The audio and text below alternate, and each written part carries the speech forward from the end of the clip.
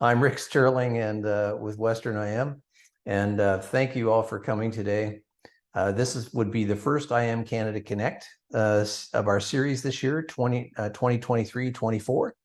And we're having today two of my fellow board members from ARMA Edmonton, Donna Molloy and Vera Beck on this particular presentation. I'm thanking Donna and Vera for stepping up as Edmonton chapter for the first presentation of our IMCanadaConnect year. For those of you that don't really know about IMCanadaConnect, Western IM had started a series several years ago during COVID called Learn With Us, which we're still doing. There will be information out shortly for the first sessions of the Learn With Us as well. But later on, we decided it would be good to have all the chapters participate across the country in a series of Canadian content for our RIM community across the country. And we coined that IMCanadaConnect. And it's been very successful. And thanks to all of the ARMA chapters across Canada, we've had very, very good participation. Love to see everybody on today. Many of you are longtime friends as well. So I'm always happy to see all of you on the list of people coming into the sessions. Now, I'm not really going to introduce Donna and Vera. I'm going to let them introduce themselves, starting with Donna today. Donna, do you want to just let everybody know what you do? Just before you do that, though, Donna, make sure everybody knows Troy Sawyer. Troy is one of my partners at Western IM, and many of you that have been on these sessions before will know Troy. He always runs them for us and keeps us on the right keel, and looks after everything in the background. So again, thanks, Troy, for doing that. And Donna, would you like to just introduce yourself? And now you're muted, Donna. Yeah, I took it off. So thanks, Rick, for the starting us off and kicking us off. Well, everybody, my name is Donna Molloy, and I'm a board member with ARMA Edmonton Chapter. And I have worked in records management throughout all my career. A lot of my emphasis has been records retention schedule work recently and information governance. I also do a lot of work related to training, and I love policy work as well, which is rare in the records management world, but I truly enjoy doing it. And for me, compliance and performance measurement have become really hot topics that I truly care about in this field. And I'm only seeing now that there's more and more emphasis on them. So I'm kind of excited about this opportunity to do this talk with you today and to explore this topic, which I think is rarely covered. So I'm excited to have you all joining us and looking forward to getting your questions and having your feedback from this session as well. Now, I'm very open to questions and comments, and you can put them in the chat or the Q&A, and both Rick and Troy will help, and Vera is still trying to get into the call, and she will join us shortly. Now, Vera has been a close person working with me on things with ARMA Edmonton chapter for a number of years. I first actually met her when she came to an ARMA Edmonton luncheon, and she was one of the people coming to attend, and then she joined and helped me as a volunteer. And she's been so active, and one of the people I have really counted on for a number of years to work with me on ARMA stuff. And so currently she is the president of our chapter, and we've been reestablishing our chapter after the pandemic when things really kind of just fall off in terms of programming. I did mention to Vera and to Rick that we are still actively looking for a new board member for an executive role. So anybody on the call here from Alberta, we'd love to hear from you. If you'd like to join our really vibrant board who's trying to restart our programming and trying to reestablish relationships across the province. So we also understand that the ARMA Canada conference will be in Calgary, so we're gearing up for that so that as many of us as possible can attend the ARMA Canada conference when it's so close by. So I think at this point, we're going to rely on Troy to work with Vera to get herself into the call, and I will start the presentation. Troy, if you can bring up the first slide. Okay, so our topic today is, does your records management program measure up? And this is really about developing a records management program that supports compliance and reporting. So this is an often overlooked topic, I think, from the work I've done with various organizations. And I just wanted to take the time today to go through some of the things that I think each of us could do that would actually enhance our ability to deliver services and be more accountable in the way that we are doing records management. Next slide, Troy. So this all started for me when I thought about what the message was from Stephen Covey and the concept of beginning with the end in mind. So when we actually are doing a new strategy or putting a project plan together or developing something new or different, I often wonder if we keep that thought in mind of what is our end result? What is it that we're going to do that will have that thought process in our heads about beginning with that end in mind and what we're really trying to achieve? Are we trying to reduce risk? Are we trying to establish information governance? Are we developing some performance measures that we can absolutely show that we're adding value for the work that we're doing? So that's just one of the things that I kind of thought was a great model of that concept of, what is it we're trying to achieve? And do we actually keep that thought of the big picture in mind as we're starting to do the work that we're doing? Next slide, Troy. So in this session, we're going to look at the importance of good reporting to showcase our results. So as we do that, we're going to want to think about whether we have a plan, if we're gathering data, do we identify the goals, and are we keeping in mind the standards that exist for our profession? Now, I'm a big one on standards. So with that, I'm always wanting to kind of think about, are we going to look at standards that will work for us? And some examples of that for us is ISO 15489. If we're doing a scanning project, are we actually using the Canadian standard, which is an opportunity for us to actually make sure that we have that Canadian standard that we're following? So Vera's just been able to join us. And Vera, I'm just going to stop here to let you come off mute if you are on mute, and then just say hi and introduce yourself.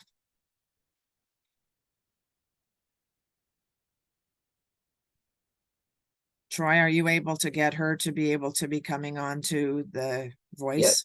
Yeah. So Okay. You're not muted, Vera. It might not have the right microphone picked up. So it looks like you were unmuted. Just the Now microphone. it shows that she's muted. Yeah, she's probably changing microphones. Okay. Nope, didn't work. No, you might have to change the microphone in the settings to make sure you're on the right microphone. Can you help her with that, Troy, while Yep. we'll go on to the next slide, and while you two work that out, okay? So in our session, we're going to talk about some strategies, and we're also going to kind of go through where our next steps are and have a bit of a discussion with all of you in the call. And again, if you have questions, put them in the Q&A and chat. And I think, Troy, you are able to have someone come off mute. I believe that, right? Yeah, if you would like people to ask their questions by voice, I can allow people to talk. Otherwise, if you type them in chat, I can read them out as necessary. Okay, so we can do both ways. So if you would like to come off mute, Troy has the power to make that happen, which is kind of exciting, isn't it, Troy? Too much power. Okay, so next slide, please. So having a goal in mind is always a great way to start. So let me give you an example of that. I've been in a position where I've been working on a project and I need to establish a clarity of why we're doing it. So let me give you a concrete example. Sometimes I'm looking at developing compliance to legislation as an important goal to make sure that we have the required records that we need for an organization. So in that situation, I'm wanting to make sure that I'm developing a records retention schedule that would have a legal retention column to the record keeping aspect of it, where we have taken the time to do the legal review of legislation so that we are in compliance to record keeping requirements. So my overall goal is to make sure that we're developing a compliance approach to making sure that we have required records. Now, something that's often overlooked is when we're doing records management, are we establishing goals for making sure everyone's following it? So when we have new staff join, do we have a system where we can onboard people so that we are actually making sure that everybody might know all the rules, but as new people come, are we developing a way to make sure that there's onboarding so that they're all aware of the requirements for the system that we're actually developing. Another simple thing that we often don't do well in records management is absolutely implementing records disposition. So while we might have a great retention schedule and we might be making sure that the compliance is all there and it's being constantly updated, are we making sure that all of the staff throughout the organization are actually implementing disposition of records?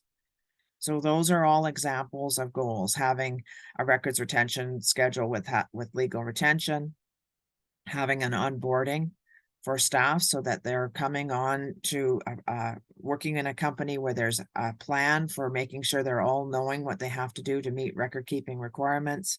And the third example was, are we actually implementing disposition? Are we tracking and monitoring that staff are doing that within the organization? Next slide.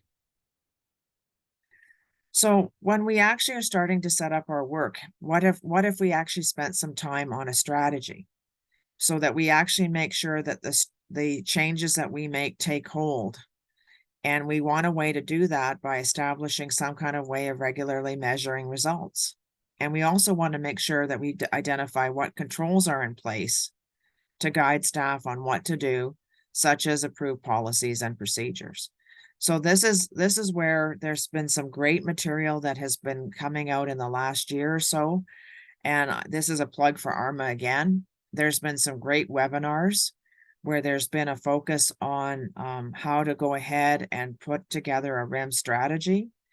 And also in Suggest, which is our records management journal for Canada, Chris Arden did a great presentation and a great article on how to do strategic planning. So there's free resources that are available, even through Suggest, that would identify step by step how to actually develop a strategic plan and how to put together a strategy for your records management program. And that ties into compliance in terms of, with a strategy, you can build in compliance measures to make sure you have success. Next slide. So why it matters. So why I think this is so important in our work right now is I certainly have experience of creating tools that lack context. So people really were not sure what to do with them. So let me give the example of the retention schedules that I love. It's great to have a records retention schedule, but if nobody in your organization knows what it is or how to implement it, it will fail. So it's so important of actually having the tools that we create be provided to the user with the context of what they're supposed to do with them. Maybe the retention schedule will be delivered to them with information as a file plan. Maybe it'll be, packaged in a different way to communicate about it, but it will be so important to make sure the staff are actually using the tools that we create so that we get compliance in the end. So there's nothing worse than providing training where people don't know what they're supposed to do with it, or having policies that they're unsure what's required. I think also what's so important in our organizations is champions. And so when we have a champion in the organization that really believes in the records management program and then communicates that at a senior management level to others, it's so crucial for us to have success in the work that we're doing. And I think that why also this matters is that without having the tools and technologies that we are using, what we are experiencing is that there's been many ECM implementations that have been questionable results when we were unsuccessful in absolutely trying to implement the new tools and technologies without everybody being on board in terms of change management. So where we want to go with this is, what kind of performance measures can we put in place to make sure that we would be better off down the road with what we've done? So as a example with an ECM implementation, did we make sure that there was training for everybody? Did we make sure there was an onboarding program for new people? Did we evaluate the implementation so that we knew where we needed to tweak the implementation? Those are just some examples. So Troy, do we have Vera at all? What's our situation there? No word on her yet. I've sent her a couple emails. I think she's trying to get her mic sorted out still. Okay, sounds good. Okay, so Rick, do you have any thoughts on this?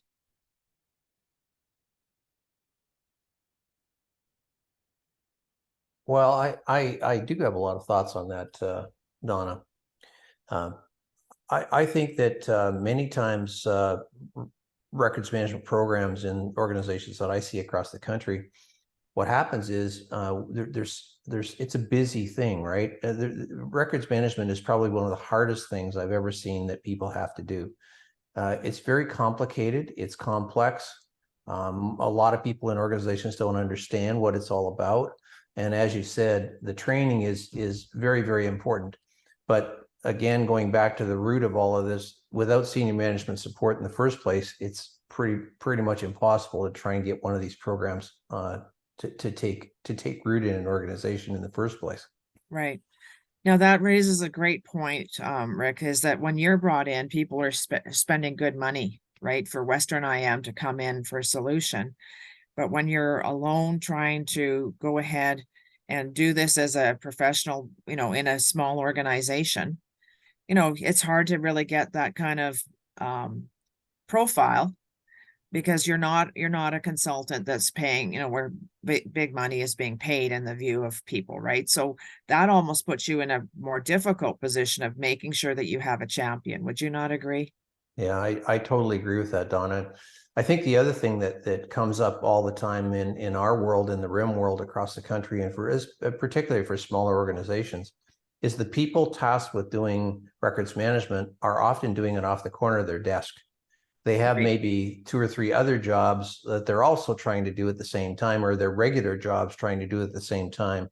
And as we all know, as I said earlier, records management is a complex topic. It's not something you can kind of do really easily off the corner of your desk. Right.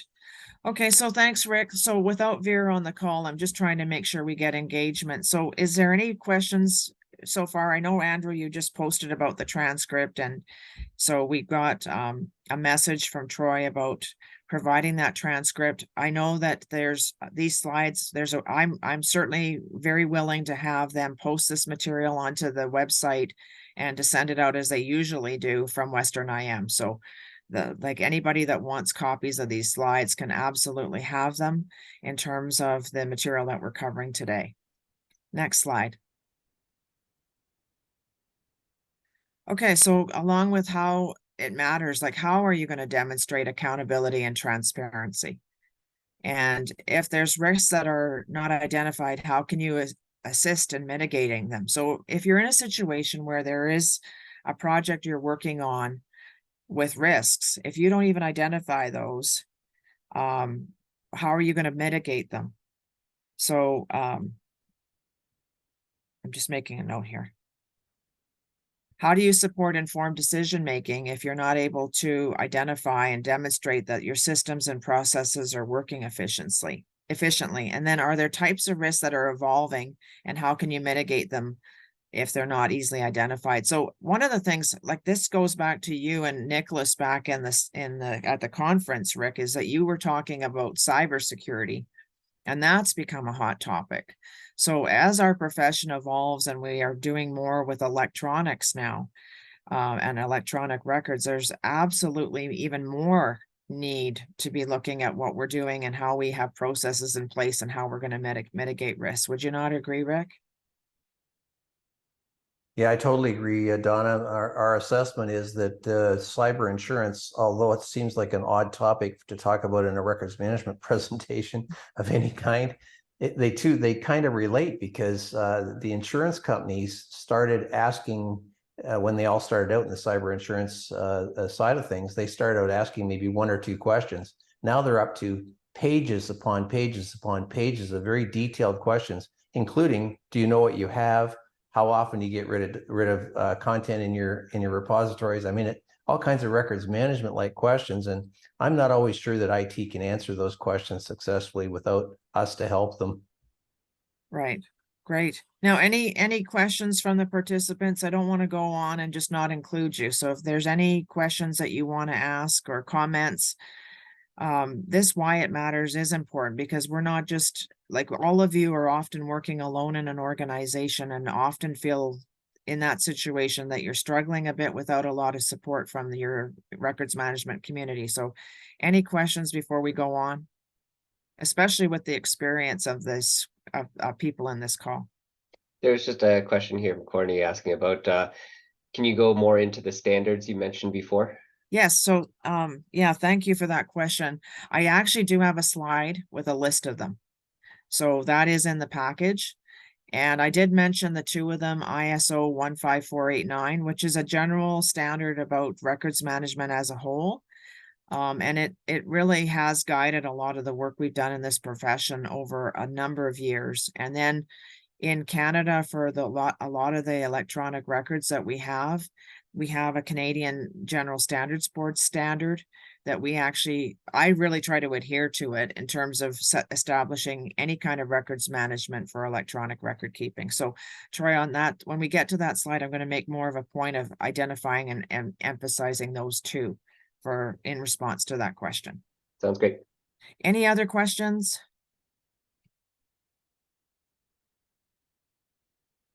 Okay, well, I'll carry on. If Troy, do you have anything? Nope. Yeah, carry on running. I'll Okay. keep an eye on the Okay, chat. great. Okay, next question. Oh, next slide, please, Troy.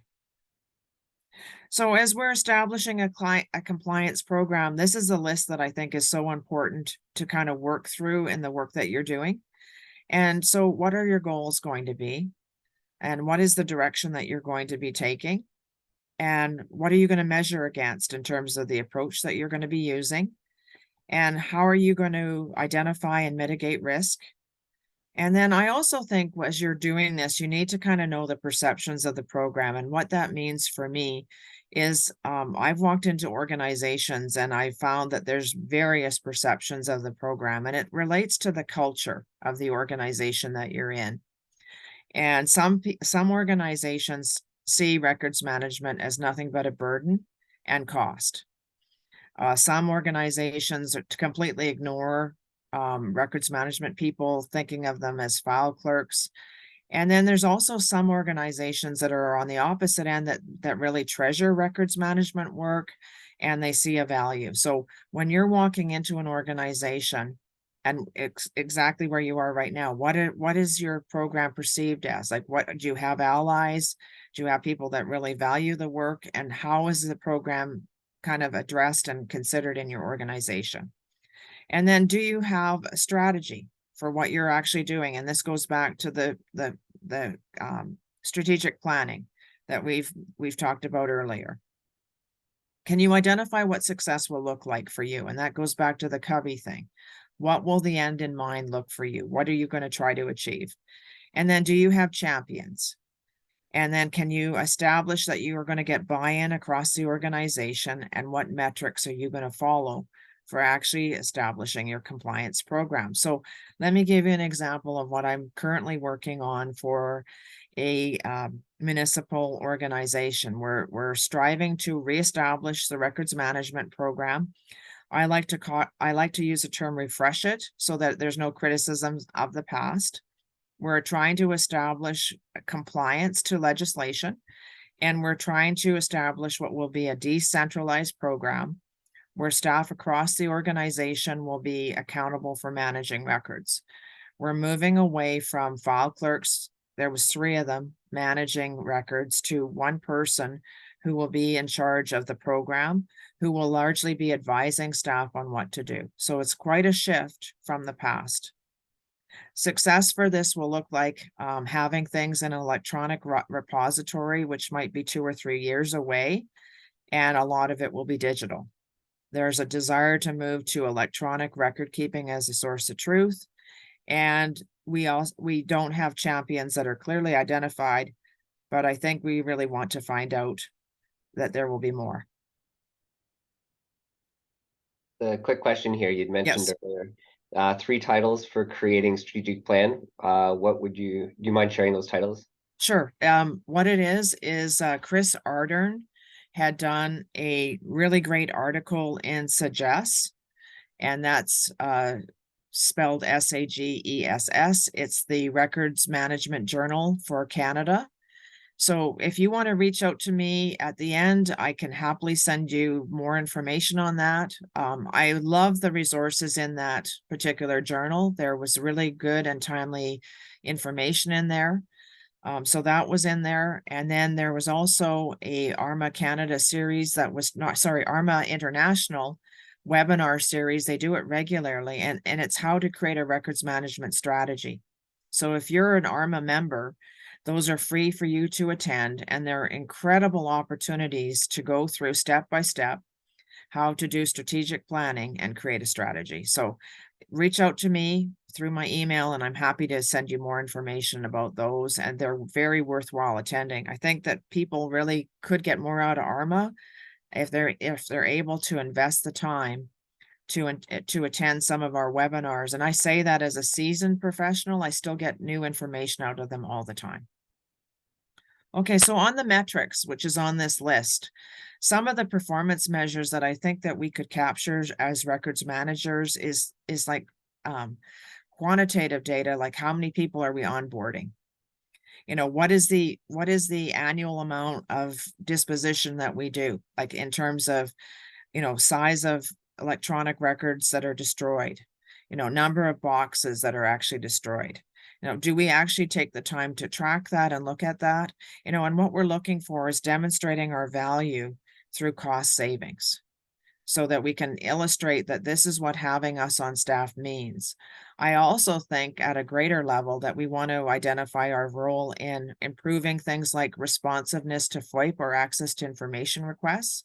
Like if you have a really great records management program, we're able to support the FOIP people or the access to information people in being very responsive to meet FOIP requests during their legislative requirements.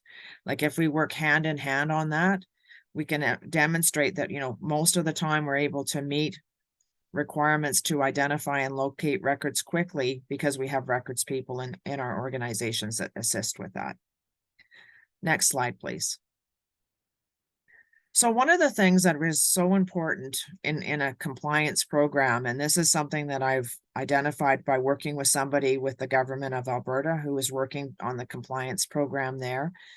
Karis and I had long conversations about this. It's so important to work with a client to identify what needs to be done and why, rather than demanding how to set up a compliance program, because those kind of efforts tend to fail. So when we're working with our clients and trying to establish better record keeping, you know, I have found that working with departments, it's so helpful to work with them to identify what they need to get done and why, and how we want to do things that will be for their best interest so that they can see what's in it for them. So when we're establishing the goals for the records program too, we also want to identify what needs to be done and what would make sense for what they're requiring, and make sure we're answering the question, why are we doing this? And have we kept the end goals in sight? And I've already mentioned about the metrics and how they're going to be used. Next slide. So the path to compliance can actually not seem like a straightforward path, but we need to just know the direction that we're going to go in the end result. It may not be as sort of a clear roadway where there might be some bends in the road and there might be some tweaking as we get underway. I think from my experience that's been common, where we started a path and we thought we knew the answers, but then we had to be willing and able to just be kind of adjusting as we went along. Next slide. So at this point, these are the things that you can also consider when you're doing your compliance work for the work that you're doing in establishing your program. Like, do you have legislation that really does establish for you what you're supposed to be doing? Now, in work that I've been recently doing on a municipal record schedule here in Alberta, I came across the peace officers ministerial regulation, and it really required that there be a records management system in place for a municipality. Otherwise, they really shouldn't be employing peace officers. So hidden in legislation, there often is a really strong reason to have a records management program. There are opportunities to use legislation to establish the need for record keeping. So that one was a hidden one that for municipalities, many times in their bylaw enforcement or their peace officer program, there could be strong legislation that supports having records management. Another strong way to use legislation to have records management is privacy. So across this country, we all have privacy legislation that really would allow us to leverage that strong legislation and wording to support records management activities, and particularly related to privacy of personal information. Regulations, it's linked with legislation. Do we have regulations that really support our work in giving it the finite details of how we should be managing information? Standards, I've talked earlier about the two that I really adhere to and really promote at all times. Then governance and policies. Now, the governance, we've all seen webinars and hopefully you've been able to attend them on what we can establish for information governance and the kind of policies that work well. Most organizations have a structure for establishing some kind of governance for record keeping. And that way everyone knows what's required and what's expected. And the policies flow from the governance document so that everybody has clear procedures and knows expectations so that we can all work together to make sure that we have effective programs. Next slide. So standards. So we had this question earlier, and these are some examples of the standards that I think that are crucial for measuring our work. I've mentioned the top two there. I really believe that if you're starting anywhere, those two are crucial for following. And then the other ones are very much helpful for other types of work that you might be doing, particularly related to electronic record keeping and could also be work that you're doing on migration or work process analysis. But the top two on that list, I really believe that all of us can effectively use as we're trying to find guidance for establishing our program.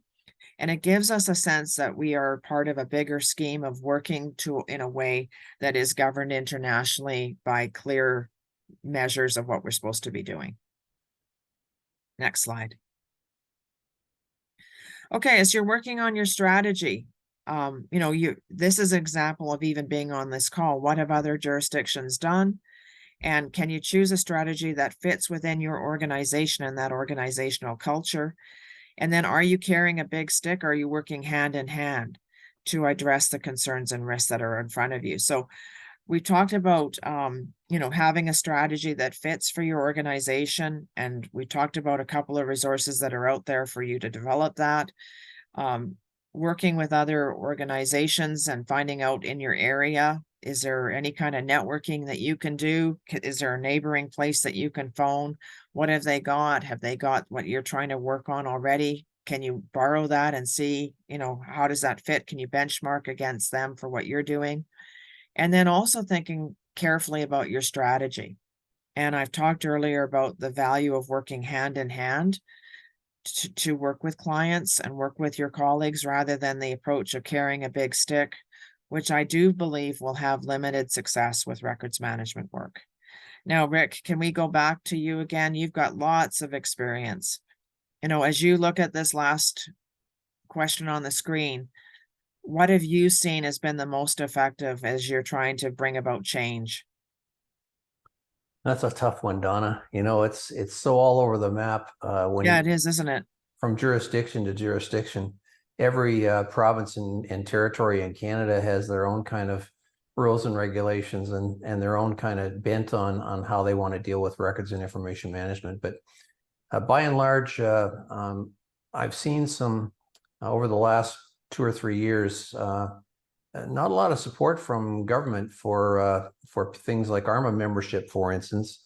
Yeah. I think it's important to circle the wagons back that way every so often and try and get support from the organization for the records and information management side of things related to ARMA membership, getting to go to conferences to learn from other people at those locations, that kind of thing.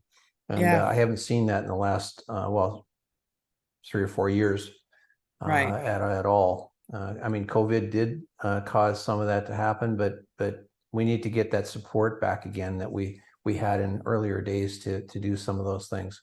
Yeah, And I do agree totally that the big stick doesn't really work.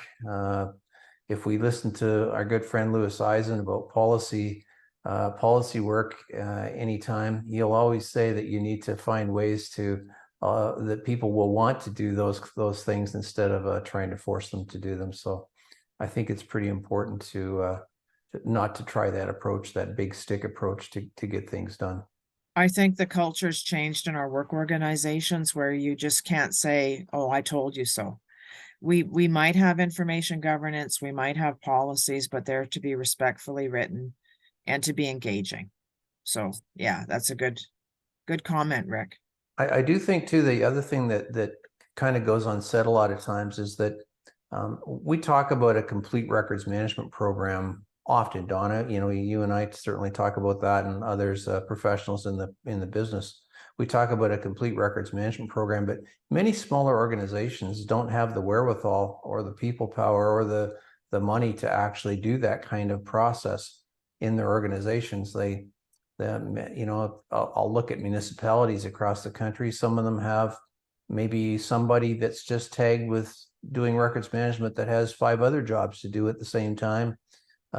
Maybe they try to get IT to help them, and there's one IT person in the organization, or maybe even it's the third party support IT wise or something like that. I mean, it's very difficult, I think, to make that the records management program, which we all know is fairly complex and takes a lot of time and effort to actually do that in a smaller organization. So albeit everybody's trying to do the best job they can, but sometimes it's a pretty difficult task. Right. Yeah, we've got some good questions or good comments about you know, gaining support for records management. And yeah, you know, maybe, you know, that whole thing about, you know, we can't just take it as a given that everybody thinks it's a good use of resources, right? So when we're not trying to be kind of setting ourselves up that we're, you know, people are out to get us or out to attack us, but we also have to be there demonstrating some results, right? So like on that point, you know, is there a key project that you can see needs to be done that would immediately get approval? Like I call it almost like a quick win. So I know that Vera hasn't been able to join us right this second, but she was telling me earlier that right now she's been working on clearing out a warehouse, which was known as the archives. I've certainly seen lots of projects like that, and it's about significant financial savings when they can clear that out. So is there projects like that that are high value? There is often a lot of risk with, you know, a warehouse of records that nobody knows what's in there. Like, is there stuff that you can be doing that is like showing compliance to record keeping, showing value? And, you know, Rick, another thing is many people bring in an intern student or they bring in a summer student. And I know we kind of are loath to do that, but there is some work that could be done with some people that have some basic skills in data entry and in, you know, and giving a young person a chance to get a startup in this profession is not such a terrible thing. No, it's absolutely true, Donna. And it really, all it takes is a good command of the keyboard, really, and somebody that will pay attention to the kind of work they're doing and make sure there's not a lot of mistakes in it. Yeah, for sure. Right. You can find people to do that work. I wanted to say also that many of us in those warehouse clean out projects, Donna, have had to clean out sea cans as well as warehouses. So Right. it's not just warehouses, it's basements and hallways and sea cans and all kinds of areas that can be tricky.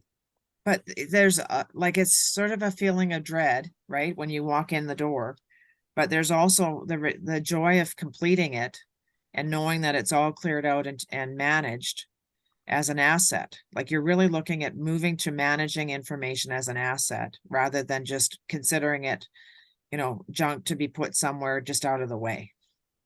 The other thing I There's want another question here that this actually kind of ties on to Peggy's asking. I'm like, this is a good time to bring it up. Her question was, sometimes senior management asks for metrics or benchmarks that are meaningless. For example, number of downloads. What do you recommend as meaningful benchmarks, and how do you suggest convincing senior management of the significance of the meetings? Does that make sense? Yep, absolutely. So Peggy, nice to have you on the call. It's really nice to have an experienced ARMA person here. So, on that question, actually, are you able to take her and allow her to come on verbally if she wants to? Try. Yeah, if Okay, she, so he'll start to work on that. So Peggy, I know that you've even done webinars. So one of the, I think you even you've done webinars on clearing out shared drives too. So one of the things that I think that works really well for senior managers is to get into their heads of what's going to work for them, to answer your question. So some of that might be nowadays, I think that they want to reduce risk. And I've really become a big person on what are the biggest risks that they're probably looking at, and they want to see return on investment. And it really does get to the bottom line sometimes. So when we're talking about a warehouse, like we were talking about with Rick, there's a risk there. So what can we do to actually clear that out and do something about it? I think I also just heard more about one of the things that I think is high risk too in most organizations is email. And I honestly have gotten into organizations where I felt so daunted, but to even start that we didn't even start. But what is it that senior managers want to have addressed that will be a quick win for them in some ways because they want to do something? And what is it that we can do that will absolutely meet their needs? And I think asking them is a good way to start. But in terms of recommendations, what I personally like is to work on the retention schedules and start at the top and work down, Peggy. And so that's how I kind of work. Like, is there a records retention schedule, and does it have a legislative compliance component to it where we absolutely have the records we must have? I like to start there. Some people might start in a different way. Is there a warehouse that we should clear out? Is there emails that are high risk that we need to manage?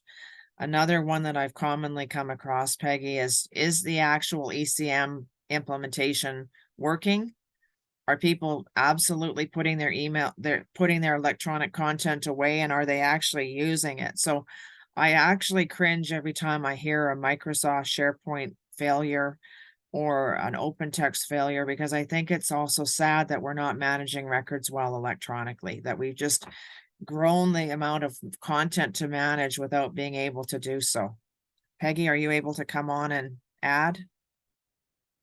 yeah, she's Yeah, yeah. what drove my question is that I don't know if it was pre-COVID or since COVID, but a lot of, I'll say, departments, organizations, because there's been shuffles or whatever, they're now responsible for a particular area that includes records management. And they have no clue what it is. But because they are now responsible for that area, they have a benchmark that they're supposed to be including in their reporting, but they have no clue what to report on. Right. So that's kind of what's driving it. It's because they are obligated to provide a report on something, but they don't know what that something is. So that goes back to having that identified, what the performance measures of success will be. Now, in Canada, most jurisdictions don't have a law. Now, you're in Winnipeg, right? Do you have a law that you're supposed to be following for records management? Yes, we do. Okay, so what does that say the measures should be? Or is it It doesn't. completely vague? So no, It's nothing. completely vague. Yeah, it's completely vague. So I would suggest that there really should be retention schedules that identify critical records for legislative compliance. We do have retention schedules. Well, I'll just say the legislation governs certain industries, not all industries. Okay. So that's one thing. Second thing is that some of the legislation, not all, does refer to record retention periods or record retention schedules. So that's another thing. So that kind of makes the pie even smaller in terms Okay. of who has specific compliance. In government, for instance, government is required to comply with record retention schedules, Yes. and they are to be compliant with it. Right. Government shuffles around so often Right. that the right arm doesn't know what the left arm is doing. Yep, that's And that, pretty common. Yep. yeah. So in terms of record retention schedules, measuring compliance would be difficult because there is one department who is responsible for the governance of information in government, Okay, but they have no reach in the departments to see what's going on in the departments. okay. So it's a structural issue. It's a structural issue. And I Okay, see that actually, I've seen the same sort of scenario in large corporate industries as well. so you know that for your question, one thing I've really seen, and it's a terrible way to operate, is that sadly we get into these debacles that turn into a way that then records management comes in to solve the problem. So in BC, there was the tape disposal incident. It's almost like a proper noun on each of those words, tape disposal incident, where someone auctioned a bunch of records.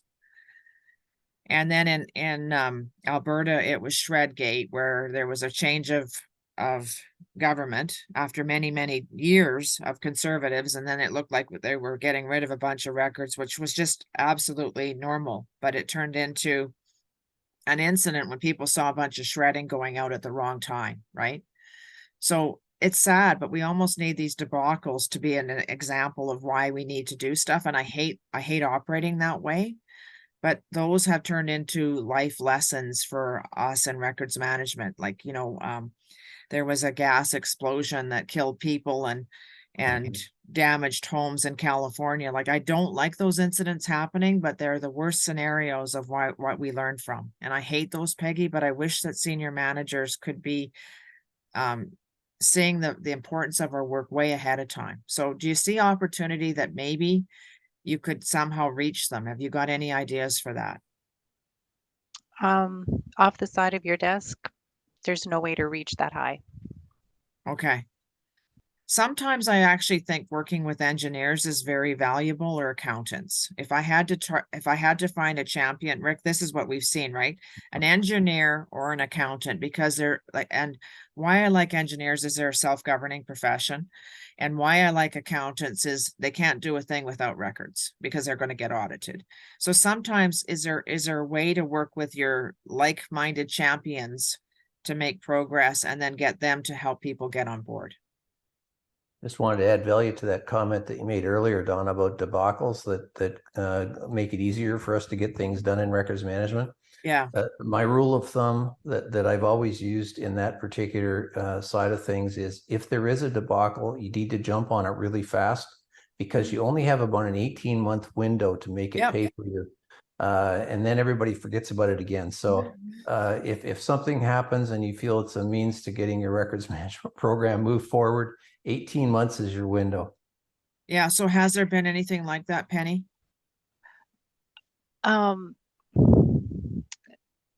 Could you rephrase what Okay, you're so what it asking? is some kind of incident happens where people are caught or called to the mat for, not having done records management properly. So in Manitoba, has there ever been a situation where you don't have the records, or something's been destroyed, or something's been released, like a privacy breach? Like, even a privacy breach can start a chain of events to try to do better, or even FOIP related stuff can also, or your access to information legislation can really often bring out an opportunity to figure out some way to have a metric or a benchmark that can improve your record keeping. Well, I can't speak specifically to my organization because Yep. that would be Yeah. a breach No, of confidence. yeah. Just But generally, it could be something you saw in the news. in the media, there's quite a lot Okay.